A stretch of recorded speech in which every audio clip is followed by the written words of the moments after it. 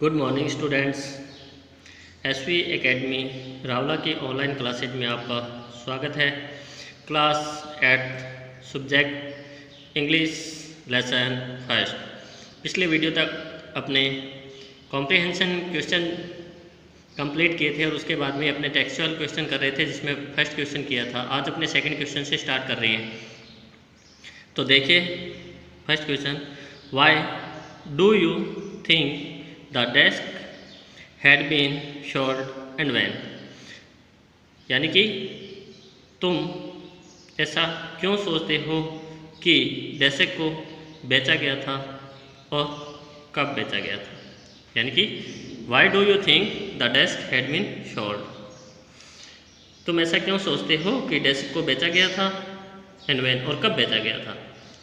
तो देखते हैं। The desk must have been sold when Connie's house burned down। Desk को अवश्य ही उस वक्त बेचा गया होगा जब कोनी का घर जल गया था। The desk showed damage from the fire and the water.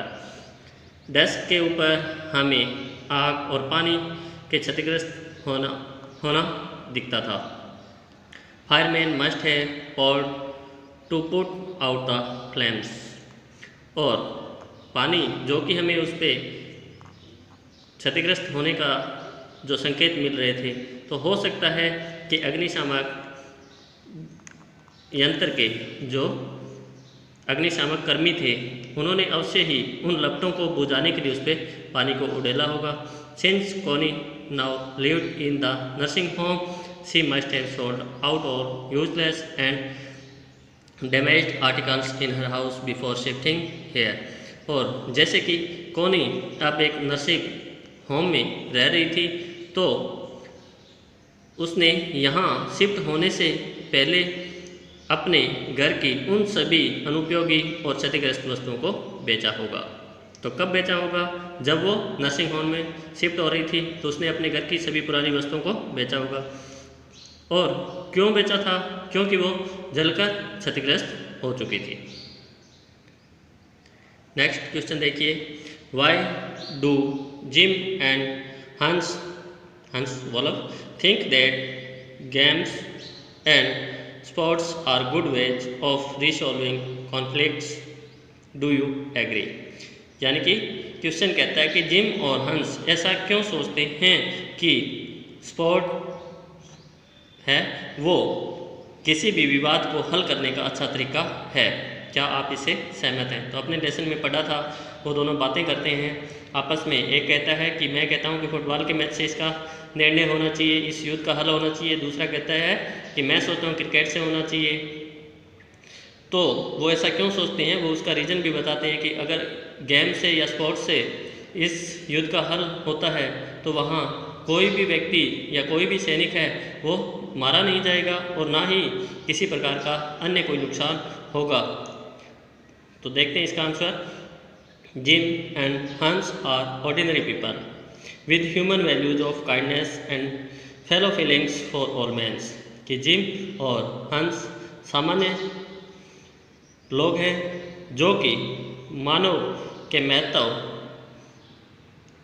दयालुता और सभी व्यक्तियों की भावनाओं का अनुसरण करने वाले व्यक्ति हैं। यानी कि जिम और हंस सभी मनुष्यों की भावनाओं का अनुसरण करने वाले और उनकी दयालुता के महत्व को जानने वाले सामान्य लोग हैं।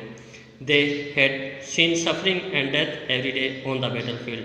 और उन्होंने युद्ध के मैदान में प्रतिदिन पीड़ाओं और मृत्यु को देखा है, सामने लाइव देखा है। Naturally both hated war and what it did to simple mans. और स्वाभाविक रूप से दोनों ही युद्ध से घृणा करते थे, क्योंकि जो ये साधारण व्यक्तियों के लिए घटित होती थी, इससे साधारण लोग भी प्रभावित होते थे। Thus they thought it to be much more desirable that all conflicts be settled through peaceful means like games and sports। और इस तरह से वे सोचते हैं कि युद्धों को गेम और स्पोर्ट्स से, जो कि शांतिपूर्ण माध्यम है, एक शांति का माध्यम है, उनके द्वारा निर्धारित किए जाने चाहिए। यानी कि वो इसलिए सोचते हैं कि अगर अपने गेम और स्पोर्ट्स से युद्धों का हल करते हैं जो कि एक शांति का माध्यम है, तो वो बहुत बेहतर होगा। आई एग्री विद देम, और आगे क्वेश्चन था ना, डू यू एग्री, तो I agree with them that wars never resolve conflicts, यानी कि और मैं सहमत हूँ उनके साथ कि विवादों का हल कभी भी युद्ध नहीं होता। They only inflamed them and brought nothing but death and destructions, वे उनके लिए कुछ भी अच्छा नहीं करते हैं, केवल मृत्यु और विनाश को लेकर आते हैं। नेक्स्ट क्वेश्चन देखिए, do you think the soldiers of the two armies are like each other or different? आप क्या सोचते हैं कि दोनों तरफ की सेना के सैनिक एक दूसरे के जैसे ही हैं या फिर एक दूसरे से भिन्न हैं? Find evidence from the story to spot your answer, और अपने आंसर को स्पॉट करने के लिए इस कहानी में से साक्ष्य खोजिए। तो आपके पास कौन से सबूत है जो आप कहते हो कि वो दोनों एक जैसे ही थे या एक दूसरे से भिन्न थे? तो ये आप कैसे कहते हो? अगर एक जैसे थे तो आप कैसे कहते हो? ये इसका कोई भी एविडेंस अगर स्टोरी में है तो वो भी लिखिए। तो देखते हैं। Yes, I think the soldiers of both armies are very much alike. हाँ, मैं सोचता हूँ कि दोनों तरफ की सेनाओं के सैनिक बहुत अधिक एक समान हैं।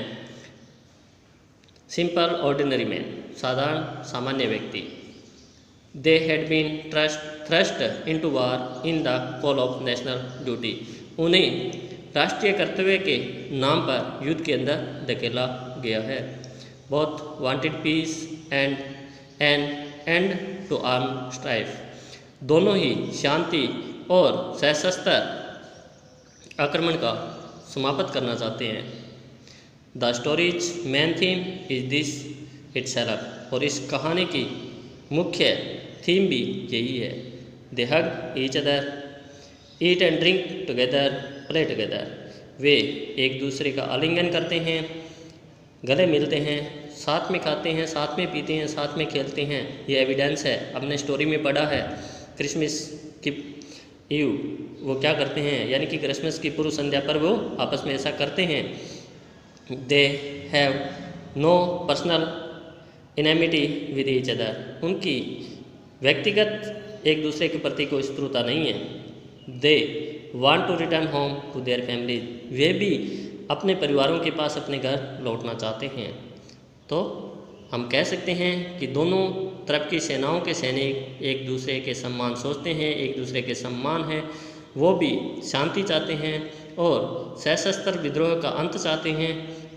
इसके एविडेंस हम दे सकते हैं कि वो क्रिसमस डे पर क्या करते हैं, आपस में पार्टी करते हैं, मिलते जुलते हैं, साथ में अपने खाना पीना शेयर करते हैं, गेम खेलते हैं। नेक्स्ट देखिए, mention the various way in which the British and the German soldiers become friends and find things in common at Christmas। वो विभिन्न तरीके बताने हैं जिसमें कि ब्रिटिश और जर्मन सैनिक आपस में मित्र बनते हैं और क्रिसमस पर एक जैसी बातें पाते हैं, एक जैसे कार्य पाते हैं। यानी कि वे कौन से तरीके हैं जिससे हम कह सकते हैं कि दोनों तरफ के सैनिक हैं वो मित्र बनते हैं। तो देखिए answer, the British and German soldiers found many things in common. German और ब्रिटिश सैनिकों में बहुत सी बातें हैं वो आम हैं, सामान्य हैं। They had the same enthusiasm for Christmas. वे दोनों ही एक जैसा उत्साह क्रिसमस के लिए रखते हैं। Seng carols, shared their drinks and food and played football game which both loved। यानी कि वे तराने गाते हैं, अपने खाद्य और पेय पदार्थों को शेयर करते हैं, बांटते हैं, फुटबॉल खेलते हैं, जैसे कि दोनों तरफ के सेना है वो चाहती है। Their common hops and common feelings of brotherhood, उनकी आम आशाएं और आम भावनाएं भाईचारे की है। And respect for human life made them friends, और मानव जाति के लिए उनका सम्मान और आदर है, वो उन्हें मित्र बनाता है।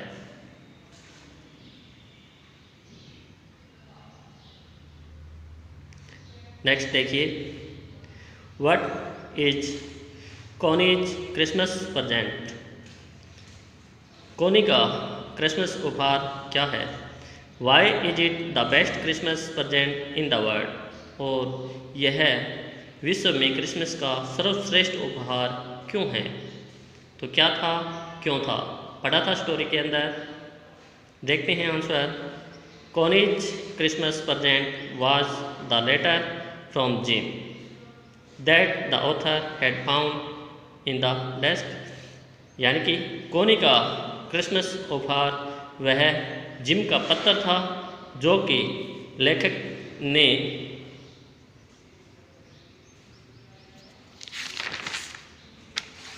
उस पुरानी डेस्क में पाया था एंड ब्रॉट टू हर, और उसके लिए लेकर आया था। यानी कि कोनी के लिए क्रिसमस का सर्वश्रेष्ठ उपहार वही जिम का पत्र था जो लेखक ने उस पुरानी डेस्क में पाया और कोनी को लाकर दिया। In her confused state of mind, she however thought the author to be her long-awaited husband, और अपने दिमाग की असमंजस की स्थिति में यद्यपि वह लेखक को अपना लंबे समय से इंतजार किया जाने वाला पति जिम समझती है, since she had waited for his return for so long, his presence beside her made it the best Christmas gift ever, क्योंकि बहुत लंबी अवधि से उसने अपने पति के लौटने का इंतज़ार किया था, इसीलिए उसके बगल में उसकी उपस्थिति ने उसे उसके लिए क्रिसमस का सर्वश्रेष्ठ उपहार बना दिया, सदा के लिए, हमेशा के लिए। नेक्स्ट देखिए, do you think the title of this story is suitable for it, क्या तुम इस शीर्षक को इस कहानी के लिए उपयुक्त पाते हो। Can you think of any other titles, क्या तुम कोई दूसरा शीर्षक भी इसका सोच सकते हो। सही है क्या टाइटल। चलो देखते हैं आंसर में। Yes, I think the title of this story is quite appropriate for it reflects the story's main theme. हाँ, मैं सोचता हूँ कि इस कहानी का शीर्षक इसके लिए पूरी तरह से उचित है, क्योंकि यह कहानी की मुख्य शीर्षक को प्रकट करता है।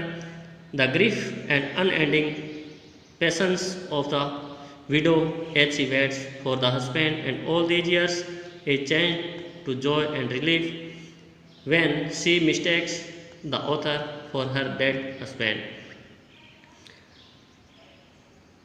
उस विधवा के वह कभी भी समाप्त नहीं होने वाला धैर्य और दुख, जिसमें कि वह अपने पति का इन वर्षों के दौरान लौटने का इंतजार करती है, उसके संपूर्ण आनंद और राहत को बदल दिया जब उसने एक गलती की, यानी कि उसके उस दुख और कभी भी समाप्त नहीं होने वाले धैर्य को विडो किसके लिए आया, कोनी के लिए आया, कि कोनी जो एक विधवा है और उसका कभी भी धैर्य नहीं टूटा, और उसका वो दुख जिसमें कि वो इन वर्षों के दौरान अपने पति की इंतज़ार में थी, वो सब एकदम से बदल गया। किसके द्वारा, उसकी एक गलती के द्वारा, जब उसने उस लेखक को अपना मृत पति, जो उसका मृत पति था, उसकी जगह मान लिया, तो वो सारा का सारा उसका आनंद और रिलीफ में बदल गया।